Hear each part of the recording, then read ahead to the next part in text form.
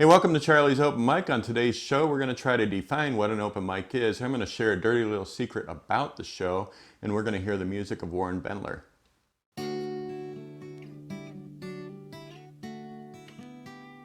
Hey, welcome to Open Mic. My name's Charlie Mosbrook. If you appreciate this kind of content, please help us grow by hitting subscribe, like, ring the bell, and comment down below. Thanks. Hey, welcome to Charlie's Open Mic. On today's show, we're going to feature the music of Warren Bendler. But first, I wanted to try to define what open mic actually is. An open mic, in my heart, is any forum that gives the opportunity to perform to anybody who wants to play. And this could include a campfire, a comedy night, a poetry night, a folk night, a hip-hop night, and in fact, YouTube is a giant open mic for all these content creators like myself and Daryl. We do have a dirty little secret about this show. We're not actually an open mic.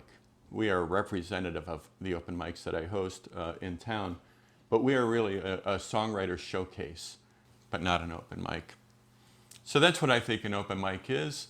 One of the first open mics I ever did about 30 years ago, we had a performer come out. I'd never heard him before. He's got a tremendous voice. He's a very skilled guitarist, and I'm very happy to have him here. Please welcome Warren Bendler.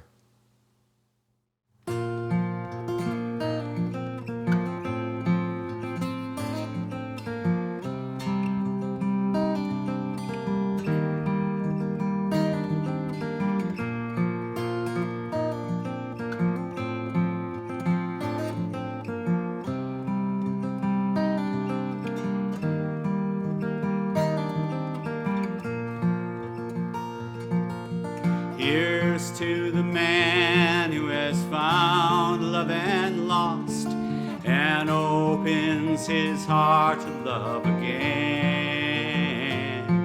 And here's to the hero who, regardless the cost, stays in the fight to win.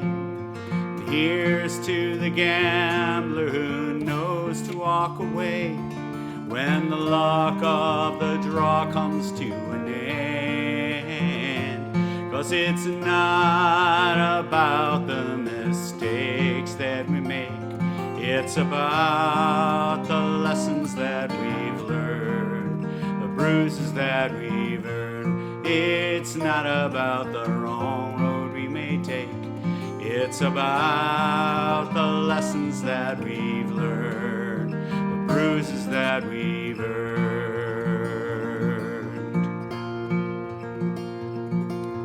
Here's to the one who can admit to being wrong, allowing those who follow to do the same. And here's to the winner who extends a helping hand, keeping his brother in the game.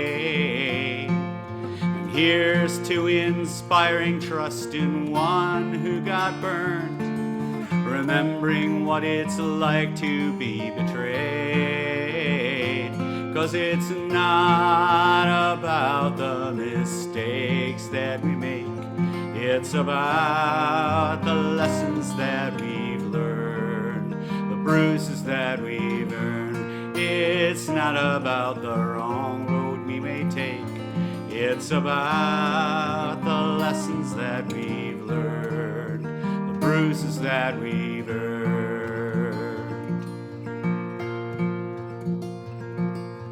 Here's to the day when reason prevails and we realize that there's a better way.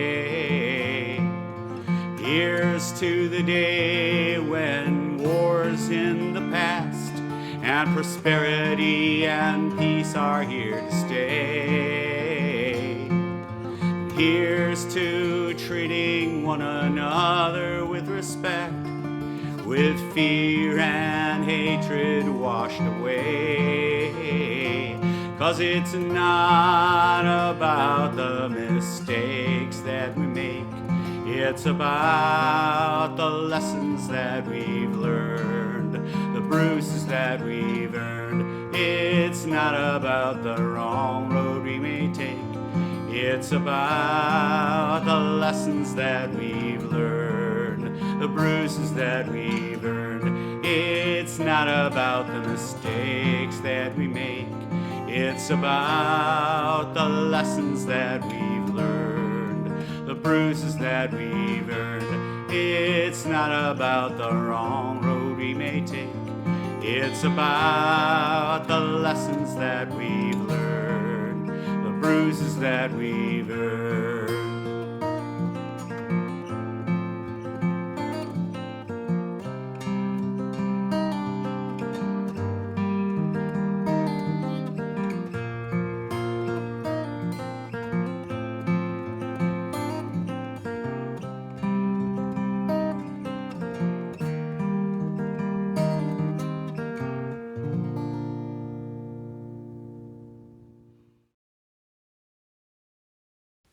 Hey, we just heard the music of Warren Bendler, and we have him right here. We're going to ask him a few questions about his music.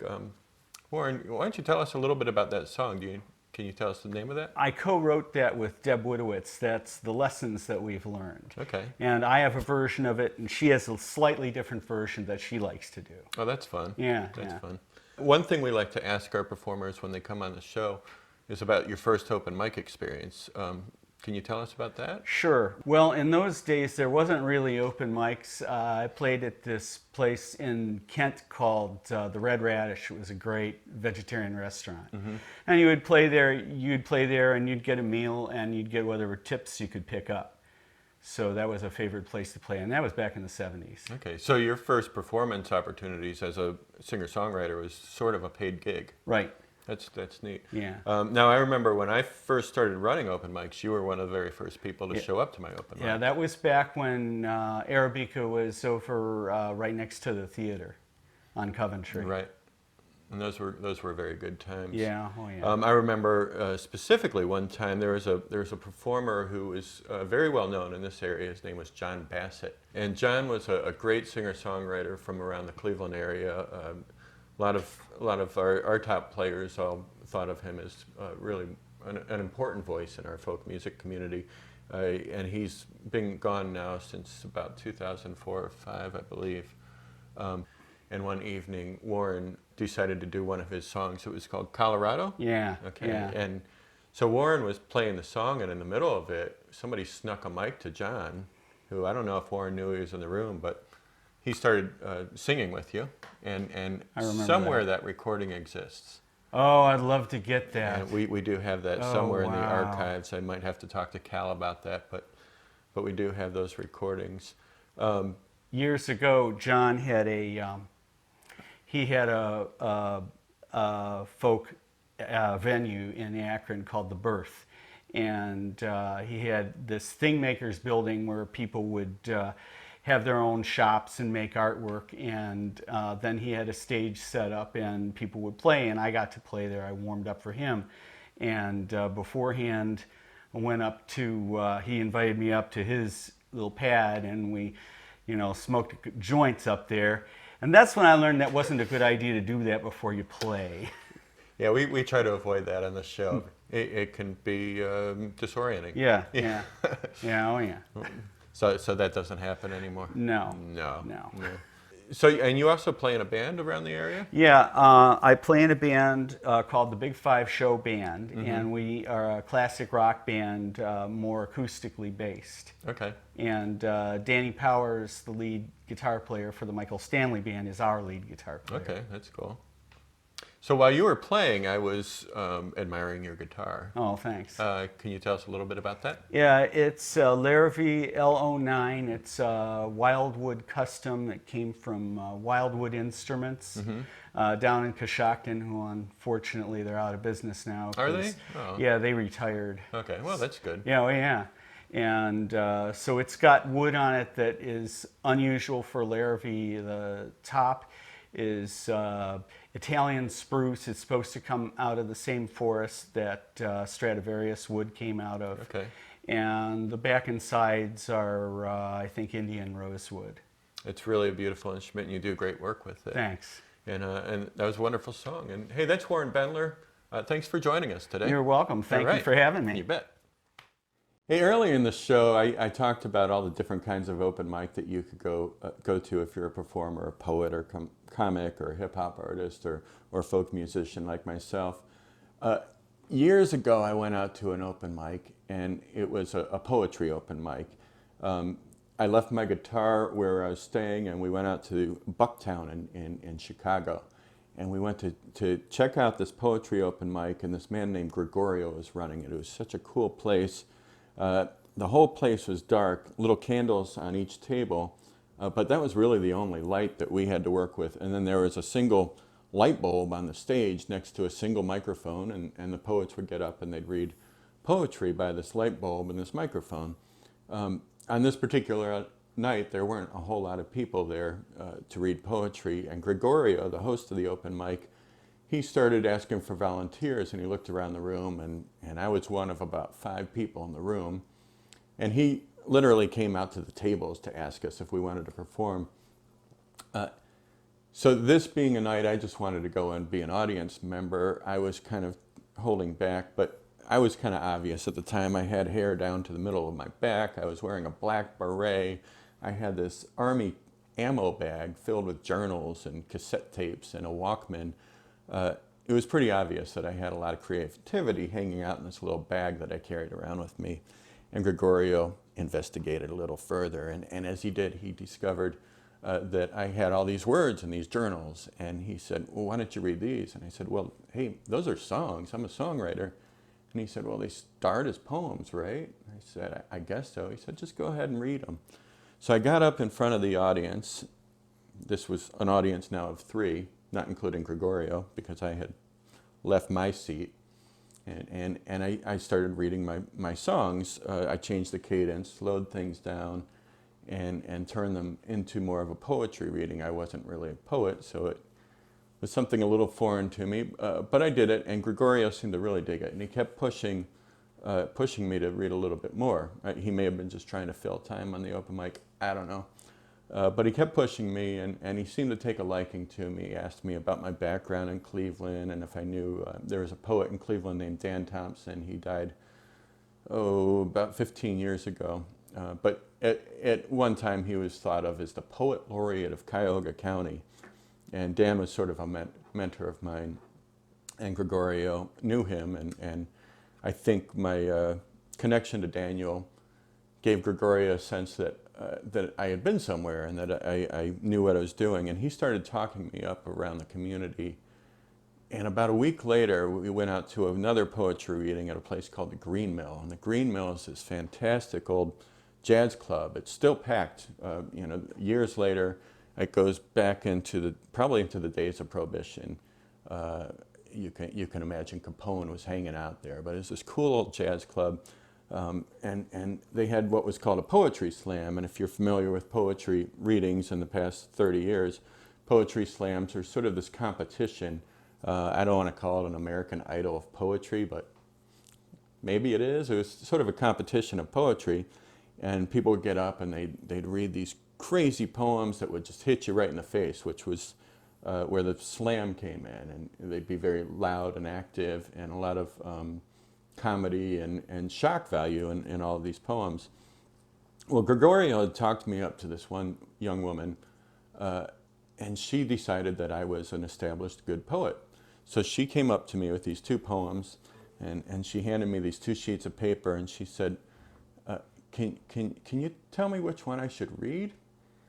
And I was no expert, and I also have a problem with sitting there on the spot and trying to read 2 poems and trying to judge them without really taking them in. So I'm looking at them, and I don't have the attention span to figure out which poem I think is going to be good for this reading.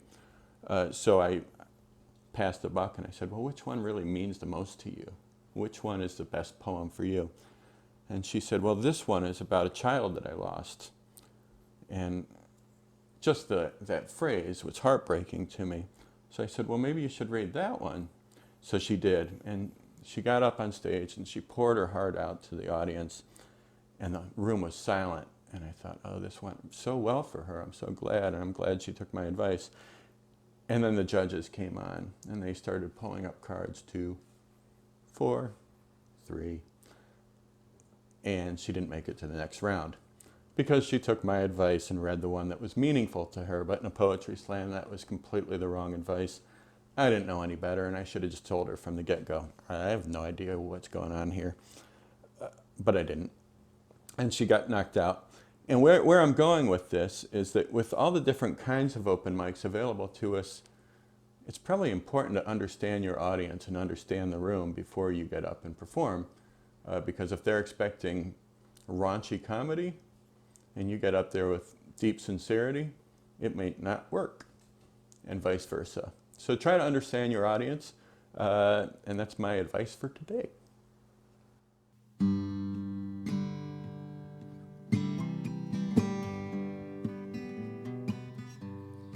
I was stranded in Chicago. I didn't have a dime.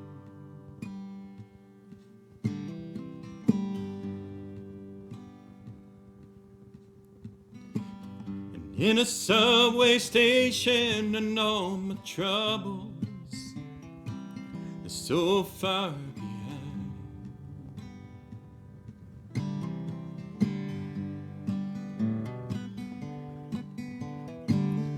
Oh, it's bad and a guitar bag. Cleveland is on my mind.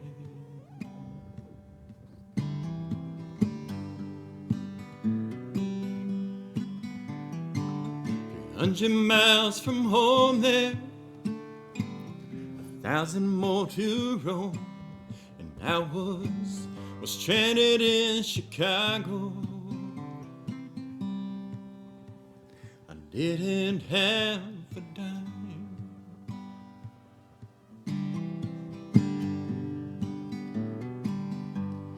And I was singing in New Orleans,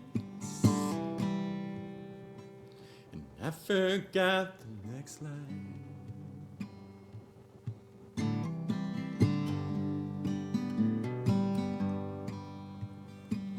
Somewhere close to Bourbon Street, all the jazz, it jammed my mind.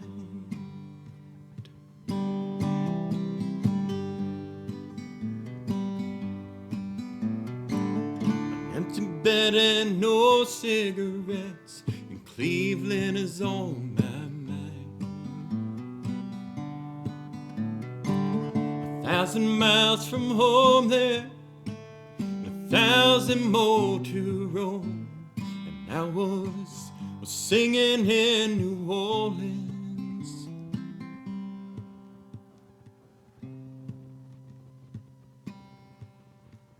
And I forgot the next line.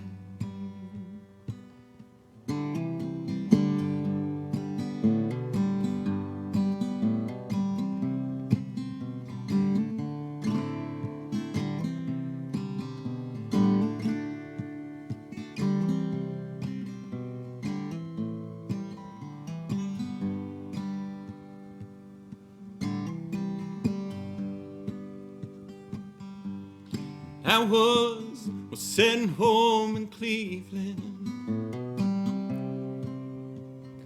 and I had lost my mind.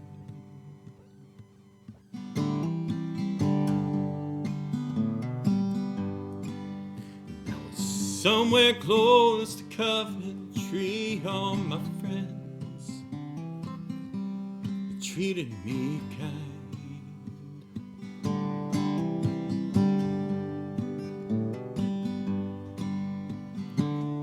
Coffee cup, a handful of hope, and the world is on my mind.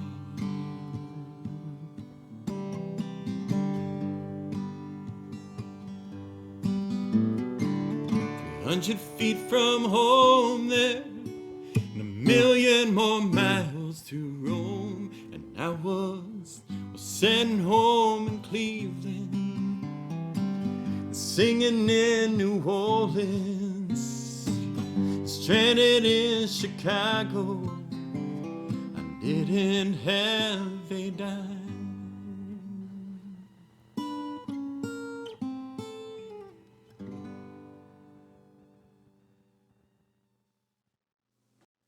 Well, hey, that's Charlie's Open Mic today. Please hit subscribe, like, ring the bell, and comment down below if you appreciate this content. You can also visit us at www.charliesopenmic.com and visit us on Patreon to help support the show. Thanks for watching.